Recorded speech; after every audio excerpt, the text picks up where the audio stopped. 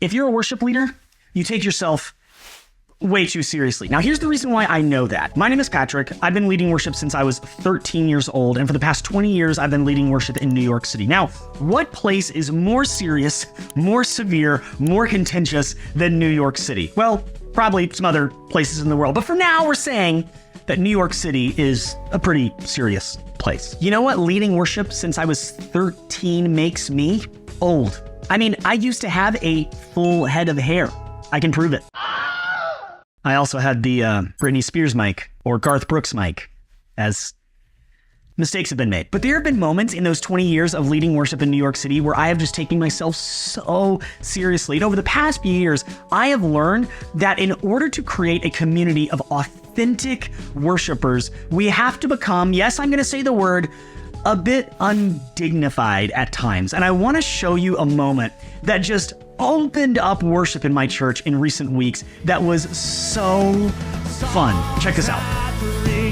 Your hope, songs that bring your joy, dancers who dance upon injustice. All right, just the drums, just the drums.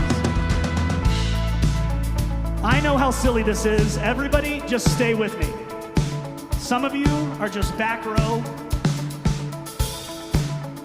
And we are meant to be a people that praise the Lord. So everybody with me, is everybody ready? Is everybody with me? We're just gonna do this. Follow me. This was not planned, we're just having fun. Look at the person on your left and say, you look ridiculous.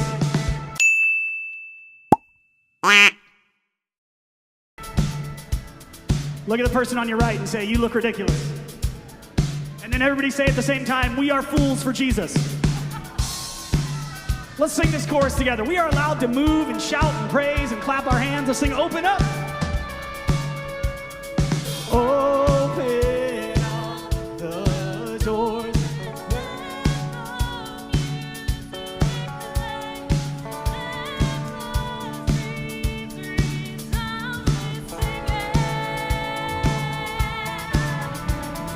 Songs that bring your hope, songs that bring your joy. All right, one more time. We sing open up. Upon injustice, open up. Open up the doors and let music play. Let the street. Now, you may look at that moment and think, that's really cheesy. Guess what? You're right. It absolutely is. And trust me, I've done teachings on worship. I've done studies on worship. I'm making videos about worship. I have done all sorts of things to teach people, to teach my team and the people in my church what worship is and how to praise, and you know the 7 Hebrew words for praise all throughout the Bible.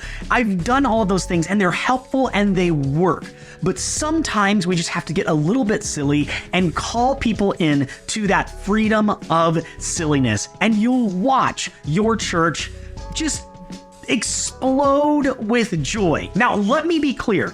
I did this in my church. Would I ever, as a guest worship leader at my friend's church over on 96th Street, walk in and be like, all right, guys, let's dance? Probably not, unless I truly felt like it was the right option, or if I felt like that was their culture and they do that often. And to be clear, this is not something week to week we do at my church. We never do coordinated dance moves. It doesn't happen. Also, I can remember only one other time in my church in the 20 years I've been here that we've done something like this. So this truly was like a spur of the moment. You know what? I'm just going to try something and allow myself to like fail forward a little bit and see what happens. Hey, really quick, if you're enjoying this video, don't forget to subscribe to my channel. And if you're watching this video thinking, man, I wish I could step out of my comfort zone and lead people beyond just what I have planned, well, I have a really cool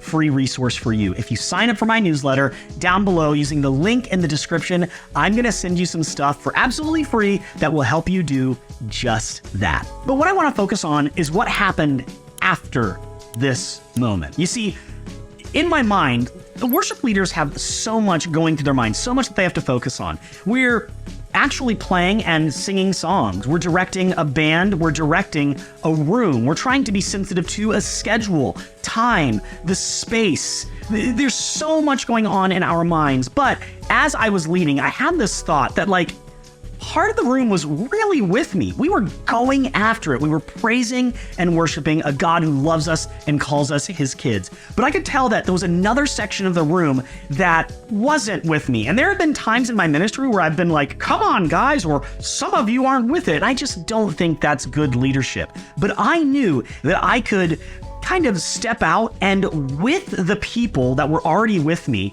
call in kind of like pull in those other people who were still kind of like, I don't know if I want to step in these waters yet. So what happened was when I said, hey, let's do this, the people that were with me, they went for it. And the rest of the room said, you know what? Okay, let's do this. Let's just have some fun. This isn't going to be the whole time. It's just going to be a minute or two. And then we can go back to comfortably folding our arms. And that's absolutely okay. So the act itself of being like, hey, let's dance around, hey, let's be silly, wonderful, great. Church should be fun. Being in community, music should be fun. But what happened after it was so amazing because what happened was people danced a little bit, they got their bodies moving, and then for the rest of the worship set, they were with me and they were ready to actually respond to what God was doing in that room. So I don't look back on a moment like that and say, hey, look what I did. I got a room of people to dance around. Anybody can do that. A DJ at a wedding can do that, which I should be a wedding DJ. That would be fun. I get excited about watching an entire group of people step out of their comfort zone. And then in that place where they're already out of their comfort zone, they just continue to worship and praise a God who loves them. I never want to be just a guy who leads God's cover band. If I'm up there and I am the center of attention, massive failure. I want God to be the center of attention and to pull people towards him in joy and celebration is a huge win on my part. And why is this important? Because guess what? Sermons will not exist in heaven, though they're important now. Evangelism will not exist in heaven, though evangelism is very important now. Worship will abide forever. So why don't we have some fun on earth doing it? But listen, this isn't the only tip for worship leaders that you need to know. You should definitely watch this